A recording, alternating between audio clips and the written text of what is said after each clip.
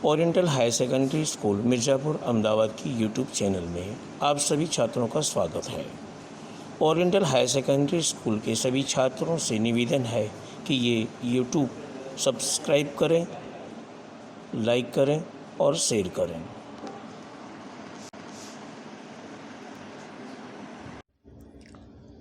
मैं कुरैशी गुलाम दस्तगीर, कक्षा 10, विषय हिंदी।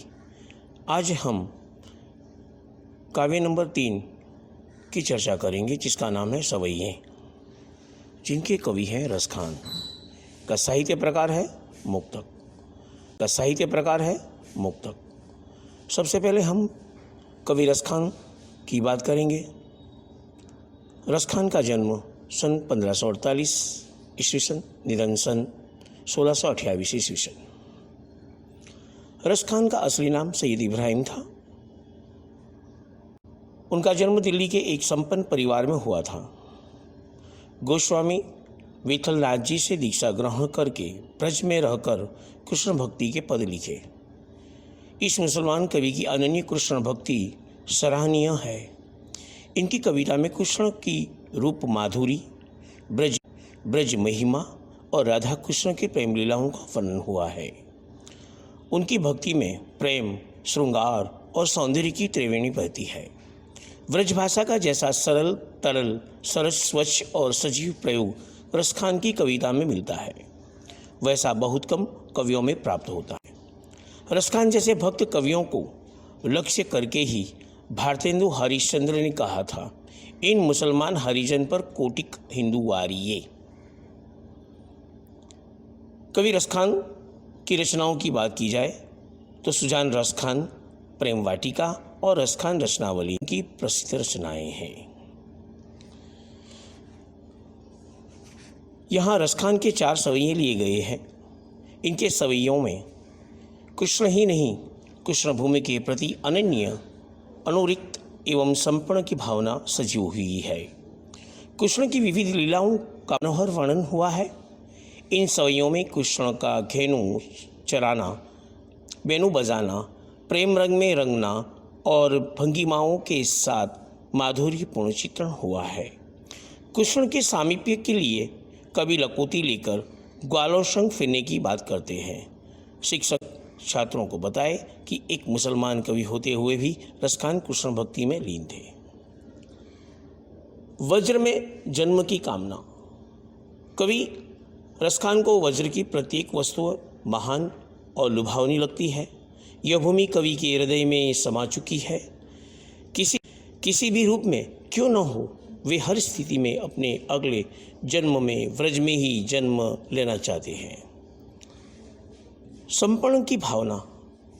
कवि रसखान श्री कृष्ण के प्रति अपने अद्भुत प्रेम को प्रदर्शन करते हैं। वे वज्रभूमि के प्रति अत्यधिक आकर्षित हैं और उसकी एक झलक पाने के लिए अपना सारा सुख, सारा वैभव तथा तीनों लोगों की सत्ता त्यागने को तत्पर है। वे श्री कृष्ण के निकट रहने की इच्छा व्यक्त करते हैं। जन जन के दिल में। नंद जी को छोरा, यानी का मतलब होता है बेटा, अपने मनमोहक काव्य के अंदर हाव भाव से व्रजवासियों पर लगता है जैसे कोई जादू टोना कर गया है। उन लोगों के दिलों में वह समा सा गया है। सारा व्रज उसका दीवाना हो गया है। यहाँ इस काव्य के अंदर पवित्र प्रेम की झलक भी दिखाई देती है। तो हम पवित्र प्रेम की झलक की बात करेंगे। वज्र की गोपियाँ श्री कृष्ण की तरह ही अपने समस्त क्रियाकलाप करने को तत्पर हैं। वे हर तरह का स्वांग करने को तैयार हैं।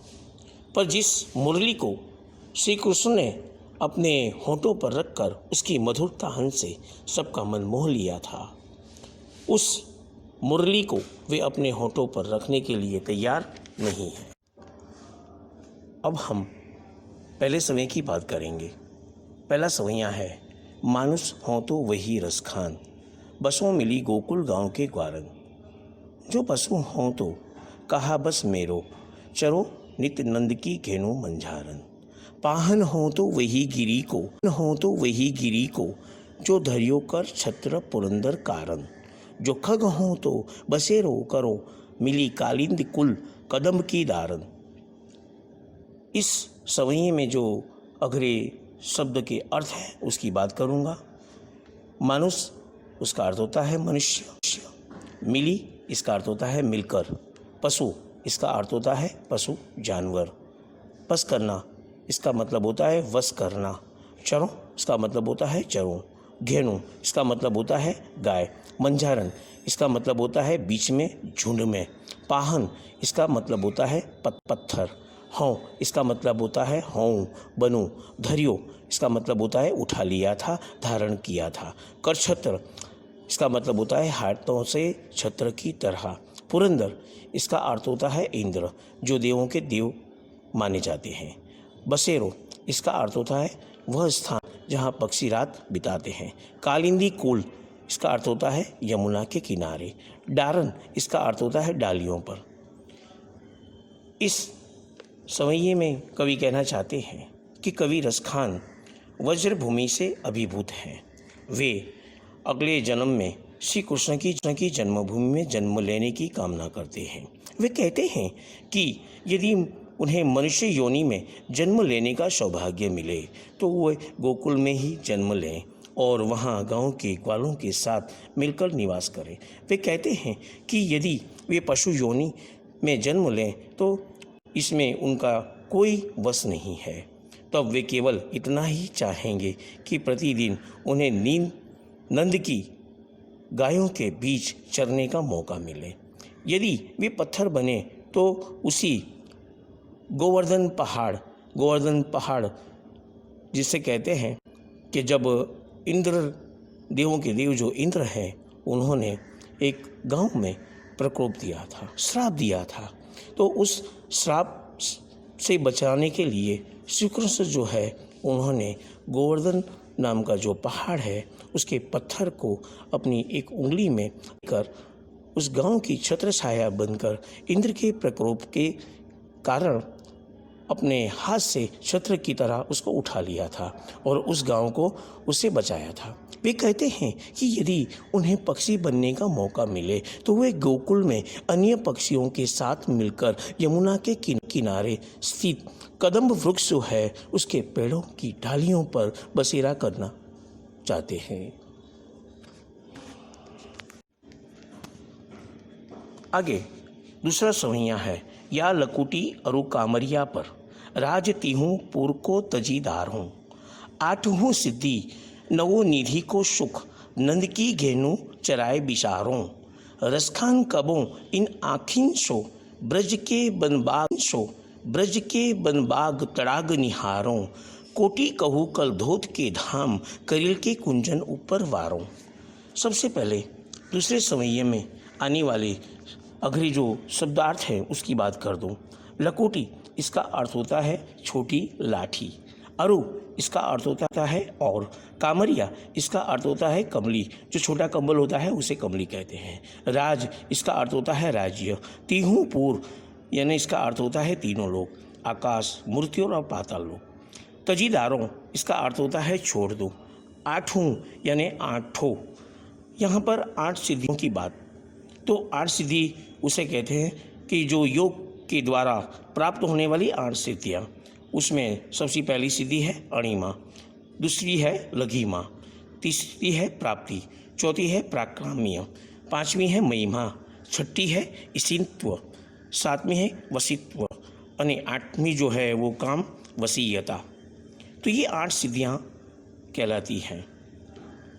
चराए इसका अर्थ होता है चराकर, बिशारों इसका अर्थ होता है बुला दो, कबों इसका अर्थ होता है कब कभी, ब्रज का अर्थ होता है वज, तड़ाग इसका अर्थ होता है तालाब सरोवर, निहारना इसका अर्थ होता है देखना, कोटि कहू इसका अर्थ होता है करोड़ों, कलधोत के धाम इसका अर्थ होता है सोने के राजमहल, करिल इसका अर्थ होता है शुष्क प्रदेशों में उगने वाले कंटीला पौधा जिसके अंदर नहीं होते हैं, कुंजन इसका अर्थ होता है झाड़ियों, वारों इसका अर्थ होता है निछावर कर देना। इस दूसरे सवैये में कवि रसखान कहना चाहते हैं कि यदि मुझे शीश कुष्ण की वह लाठी और कमली, यानी कमली का अर्थ मैंने आपको बताया कंबल, पाने का अवसर मिल जाए, जिन्हें लेकर श्री कृष्ण गाय चराने जाया करते थे, तो उनके लिए मैं आकाश, पाताल और मृत्यु लोक, यानी जो तीनों लोक हैं, उन तीनों लोक का राज्य भी अगर जो मिल जाए तो उसको मैं त्याग देना चाहता हूँ। वे कहते हैं कि यदि मुझे नंद की गायों को वन में ले जाकर चराने का सौभाग्य मिले तो उसके बदले में मैं अमूल्य 8 सिद्धियाँ, जो मैंने आपको 8 सिद्धियों की बात कर दी, और 9 निधियाँ, यानी उसको हम कुबेर को 9 खजाने की बात करते हैं। उसमें पहला जो है वो पद्म, दूसरा है महापद्म, तीसरा है शंख, चौथा है मकर, पांचवा है कच्छप, छठा है मुकुंद, सातवां है कुंद, आठवां है नील और नौवां है खर्व। नौवां है खर्व। तो ये 9 निधियों की बात की जाए तो अगर जो उनको 8 सिद्धियां और 9 सिद्धियां भी प्राप्त हो जाएं तो उस सुख को वो भुला देना चाहते हैं। वे कहते हैं कि यदि मुझे अपनी आँखों से व्रज के वन, वहाँ के बाग बगीचों और सरोवर को देखने का अवसर मिले तो मैं वहाँ उगने जो कंटीली झाड़ियाँ हैं उसके झुरमुट को मैं पसंद करना चाहूँगा और उन पर सोने के करोड़ों महलों को निछावर करने को त्याग दूंगा। आगे हम तीसरे सवैये की बात करेंगे। तीसरा सवैया है, जा दीनते व नंद को छोरो, या बन घेनो चराई गयो है। मोहिनी ताननी गोधन गाई के, बेनो बजाई रिजाई गयो है। ताही धरी कछु तोना शौके, रसखान हिये में समाई गयो है। कोऊ ना काहू की कानी करे, शिखरो ब्रज वीर पिकाई गयो है। इस का सवैये में अगले जो शब्द हैं उसकी मैं बात कर दूं। जा इसका अर्थ होता है जिस, ते इसका है से, छोरो इसका अर्थ होता है लड़का, या इसका अर्थ होता है इस, गयो है इसका अर्थ होता है गया है, ताननी इसका अर्थ होता है तान, बेनो इसका अर्थ होता है बीन मुरली, रिजाई इसका अर्थ होता है मोहित करना, ताही इसका अर्थ होता है उसी, धरी इसका अर्थ होता है घड़ी समय, शोके इसका अर्थ होता है साकर के, हिये इसका अर्थ होता है हृदय, समाई गयो इसका अर्थ होता है प्रवेश कर गया है, प्रवेश करना। कोऊना इसका अर्थ होता है कोई, काहू की इसका अर्थ होता है किसी की, कानी इसका अर्थ होता है परवाह लिहाज, शीघ्रो इसका अर्थ होता है समस्त, बिकाई गयो इसका अर्थ होता है बिक जाना। कवि इस सवैये में कहना चाहते हैं कि जिस समय से नंद जी का छोरा यानी बेटा श्री कृष्ण इस वन में गायों को चराकर गया है और अपनी मुरली की मनमोहक तान से यहाँ की गायों को रिझाया गया है, तभी से वह लोगों पर ऐसा जादू टोना सा कर गया है कि वह जन जन के हृदय में घर कर गया है। तब से वज्र में ऐसी हालत हो गई है कि कोई किसी की परवाह ही नहीं करता। लगता है जैसे सारे वनवासी वज्रवासी नंद जी के छोरे पर न्योछावर हो गए हैं।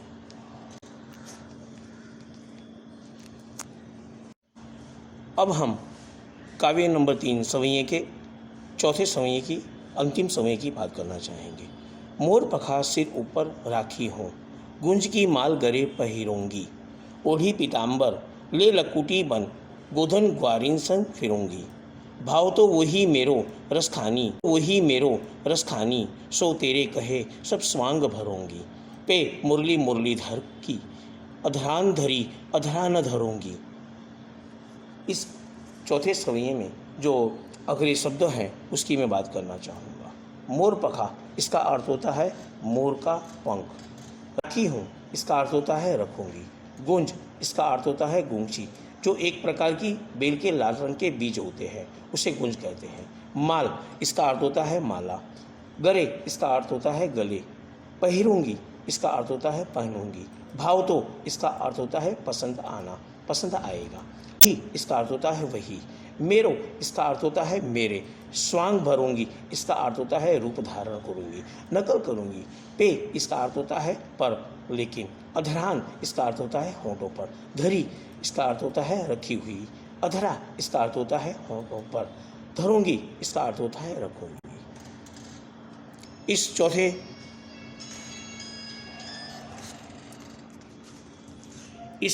चौथे सविये में कवि रसकान कहना चाहते हैं। श्री कृष्ण के प्रति गोपियों के प्रेम का वर्णन करते हुए कवि कहते हैं कि गोपियाँ श्री कृष्ण के लिए वह सारा स्वांग करने के लिए तैयार हैं जो कुछ करना उनके कृष्ण को प्रिय था। गोपियाँ कहती हैं कि वे श्री कृष्ण की तरह अपने सिर के ऊपर मोर के पंख धारण करेंगी। वे अपने गले में यानी लाल रंग के गुंजों यानी घुंघची की माला धारण करने चाहती हैं। वे श्री कृष्ण का वेश धारण कर पीले रंग का वस्त्र ओढ़कर और अपने हाथों में गायों के चराने के लिए लाठी लेकर गायों और ग्वालों के साथ साथ वन में भटकेंगी। वे कहती हैं कि अपने श्री कृष्ण के लिए वे सारे रूप धारण करेगी यानी स्वांग करेगी जो उन्हें अच्छे लगते थे, पर वे एक स्वांग कभी नहीं करेगी जो श्री कृष्ण किया करते थे। वह यह है कि श्री कृष्ण की तरह मुरली नहीं बजाएंगी। वह कहती हैं कि जिस मुरली को श्री कृष्ण ने अपने होंठों पर रखकर बजाया था उस मुरली को हम अपने होंठों पर कदापि नहीं रखेंगे, क्योंकि वह झूठी हो गई है और वे अपने आराध्य के साथ ऐसा व्यवहार कभी भी यानी कदापि नहीं करना चाहती हैं। इस सवई में आने वाले शब्द समूह के लिए एक शब्द की बात कर दूं। यमुना नदी का किनारा, जिसको कहेंगे कालिंदी कूल। गाय रूपी धन गोधन। मुरली धारण करने वाला मुरलीधर। मोर के पंख मोरपखा।